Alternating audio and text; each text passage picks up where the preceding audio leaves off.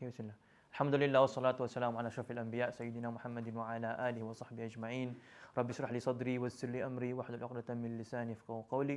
Amma ba'd. Assalamu alaikum warahmatullahi ta'ala wabarakatuh. So, naway bigyan tayo ng Allah ng tawfiq at dagdagan ang ating biyaya para masamba natin ang Allah subhanahu wa ta'ala at mabigay natin ang kanyang karapatan. Sa last lectures, tayo ay na pag-usapan natin yung mga pangyayari sa araw ng paghuhukom. At na-topic natin din yung yung hisab, kung saan iimbestigahin ng Allah subhanahu wa ta'ala, i-evaluate ng Allah subhanahu wa ta'ala ang ating mga gawain. So bago ko ipagpatuloy ang topic na yun, yung mga pangyayari sa araw ng paghuhukom, meron muna akong i-insert na mga paalala, mga aral, na kung saan ito ay makakatulong sa atin, inshallah, na kapag nakarating tayo sa punto ng hisab, tayo ay maging tagumpay. Dahil talagang mahirap yung sitwasyon. Okay? So, ito ay sa pamaraan ng pag-aaral natin sa story ni Amr bin al-As radiyallahu anhu sa panahon na siya ay mamamatay na. So, si Amr bin al-As radiyallahu anhu, isa sa mga pinakamalaking dakilang mga sahaba radiyallahu anhum at lahat naman nila dakila.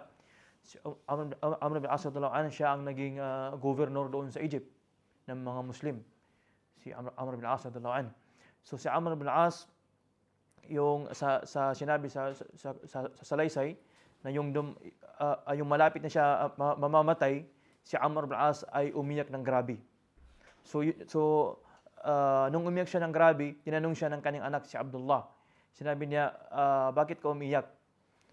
Bakit ka umiyak? Bakit ba takot ka sa kamatayan? Kung magtatakot ka mamamatay? Sabi niya, hindi wallah. Sabi niya, hindi. Sabi niya, sumpaman sa Allah, hindi dahil sa ako ay natakot mamamatay. Sabi niya, bagkus dahil natakot ako sa pagkatapos ng pagkamatay. So hindi siya natakot sa sitwasyon na tatanggalin siya ng buhay. Kundi doon siya natakot kung ano ang mangyayari pagkatapos niya mamamatay. So yun yung kinakatakutan niya. Sabi niya, faqad kuntu ala khair. Sabi niya, noon, nasa malaking kabutihan ako. Okay? Faja'ala yadhkuru suhbata Rasulullah sallallahu alaihi wasallam wa futuhu Hisham. Faqala lahu, qad kuntu ala khair, faja'ala yadhkuru suhbata Rasulullah sallallahu alaihi wasallam wa futuhu Hisham. So, yung sinabi na yun, sabi sa kanya ng anak, so ang ginawa ng anak, binanggit niya ang kabutihan ni Amr bin al-As. At binanggit niya kung paano siya ay naging mabuti sa kanyang Islam at kay Prophet sallallahu alaihi wasallam at sa kanyang malaking tulong sa pakipagbuno. Kumbaga, para mawala yung kanyang pagkatakot o kaya pagkalungkot o pag-iyak. Kaya ang sagot ni Amr radiyallahu anhu, sabi niya, taraktu afdala min dhalika kullah shahadatu an la ilaha illallah. Sabi niya, ang problema kasi natalikuran ko ang mas maganda pa sa lahat, which is ang shahadan la ilaha illallah. Okay? Pero yung sa kanya lang yun exaggeration. Na kumbaga sinasabi niya na hindi may pagkukulang pa ako kay Allah subhanahu wa ta'ala. Hindi pa sapat yun. Yung ibig sabihin niya. Hindi pa sapat yun. Kumbaga kahit binanggit mo ang mga kabutihan, binanggit mo kung gaano kalaki ang tulong ko kay Prophet sallallahu alaihi wasallam sa Islam, pero hindi pa yung sapat. Nagkukulang pa rin ako sa la ilaha illallah. Nagkukulang pa rin ako sa paniniwala kay Allah subhanahu wa ta'ala. Okay? So ngayon, i-explain na bakit ganun ang kanyang nasabi. So sabi niya, dahil ako ay dumaan sa tatlong stage. Si Amr bin al-As, sabi niya, ako ay dumaan sa tatlong stage. Sabi niya, sa unang stage, kuntu awwala shay'in kafiran. Sabi niya, noon kafir ako. Sabi niya, noon kafir ako. Wa kuntu ashaddan nas ala Rasulullah sallallahu alaihi wasallam. At ako ay grabe, sobrang aking pagkalaban sa Propeta Muhammad sallallahu alaihi wasallam. At sabi niya, falaw muttu hina idhin wajibat linnar. Sabi niya, kung namatay ako sa panahon na yun, 100% maimpierno ako sa kanyang paningin. Yan sabi niya. So yun yung kanyang first stage. Kafir siya, kinalaban niya ang Prophet sallallahu alaihi wasallam. At sabi niya, kung namatay ako sa panahon na yun, sa stage na yun, maimpierno ako. At pangalawa, sabi niya, falamma bay'atu, at yung dumating yung panahon na ako ay nag-pledge, sumunod kay Prophet sallallahu alaihi wasallam, sabi niya, kuntu ashaddan nasi hayaan minha. So naging ako ang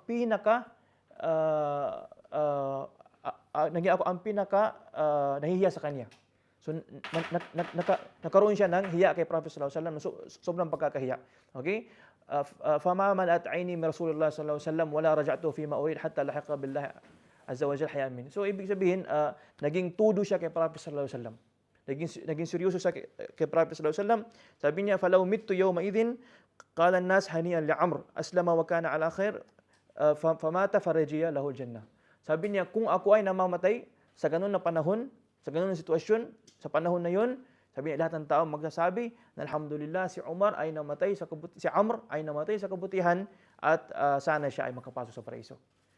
Pero sabi niya, ang problema, mayroon pang third stage. Sabi niya, thumma talabbastu ba'da dhalika bis-sultan wa asya. Sabi niya, ngunit pagkalipas noon, ako ay nabigyan ng panggobyerno. Ako ay nabigyan ng panggobyerno, siya ay naging gobernador, wa asya. So siyempre kapag ikaw ay pumasok sa politika, involved ka na sa maraming bagay. Siyempre kung nandoon ka sa taas ng pyramid, ang mga pangyari sa baba, maaari kang maging accountable. Okay, maaari kang maging accountable. Pero siyempre ang taong may takot kay Allah Subhanahu wa Ta'ala, nakikita niya na accountable siya. Kagaya ni Khattab radhiyallahu anhu, kahit hindi siya accountable sa mga ilang mga bagay na hindi niya alam, pero para sa kanyang sarili, accountable siya. So ganoon din si Amr radhiyallahu anhu, at ganoon lahat ng mga sahaba, at ganoon dapat lahat ng mga Muslim. So sabi niya, yung nangyari na yon, sabi niya, "Fala adri alayya amli."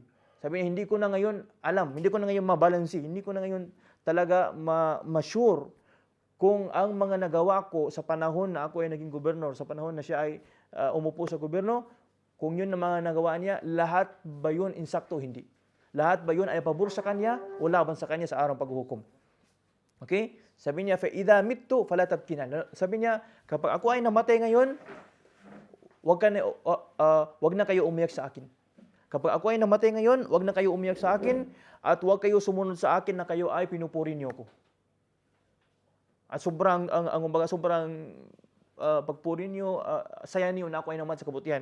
Sabi niya, wag niyo gawin yun. Sabi niya, "Ushiddu alay izari fa inni mukhasib." Sabi niya, ayusin niyo yung tali sa kanya.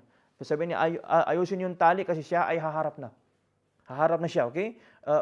"Wasinu alay turab sinnan fa inna janbil ayyam laysa bihaqqi biturab min jalb aysar." Sabi niya, ayusin niyo yung pagtakip ng lupa, paglagay ng lupa sa akin, okay? Sabi niya, "Wala taj'alanna fi qabri khashabata wala haja." At wag kayong maglagay ng kahoy or bato sa aking libingan. Okay?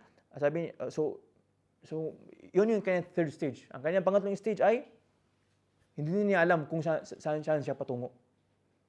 So samantala siya si Amr bin As radhiyallahu anhu. Samantala siya ay naging mabuting gobernador sa lugar ng mga Muslim. Sa ibang narration ng kanyang anak, sa panahon na siya ay malapit na mamamatay, anong sabi niya? Sabi niya, sa sobrang kanyang iyak, sabi niya, "Allahumma amartana fatarakna."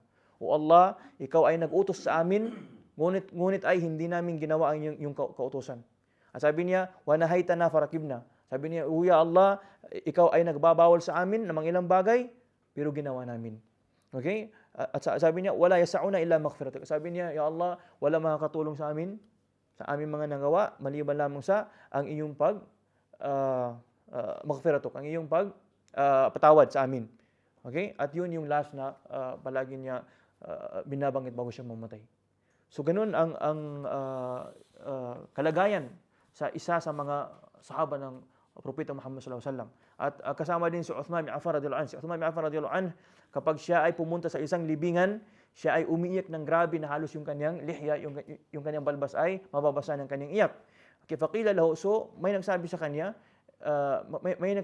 na, "Uthman, ikaw kapag binabanggit mo ang Jannah, okay, tadhkurul Jannah wa nar, kapag binabanggit mo ang paraiso at impierno, hindi ka umiyak. Ang iba yung ikaw hindi ka umiyak." Sabi niya, "Pero kung libingan umiyak ka." Kumbaga, sabi ng tao, parang hindi naman logical, parang mas nakakatakot yung impierno kaysa sa libingan.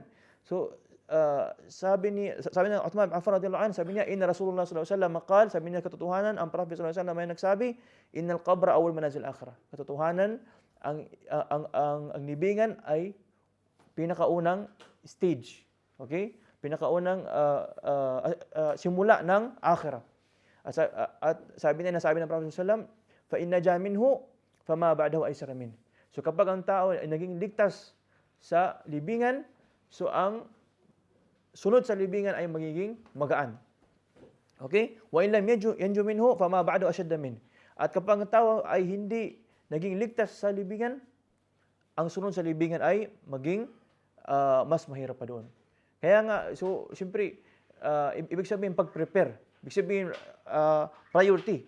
So kung nasigurado mo ang yung kalagayan sa libingan, so, ang sunod ay magiging mas magaan, inshallah. At kapag sa libingan pa lang may problema ka na, so maging mas malaking problema yung doon sa araw ng paghukom based sa sinabi ng Prophet sallallahu alaihi wasallam. Oh. At sabi din niya, sabi ng Prophet sallallahu alaihi wasallam, mara ito mandaran qat illa wal qabr afda' min. Sabi niya, nasabi ng Prophet sallallahu alaihi wasallam na wala na daw mas kumbaga mas pangit o kaya mas nakakatakot na kasi every time may nakita ng Prophet sallallahu alaihi wasallam na hindi kaaya-aya na bagay, okay? Para kay Prophet sallallahu alaihi wasallam mas malala pa yung mas grabe pa ang sitwasyon ng libingan. Okay?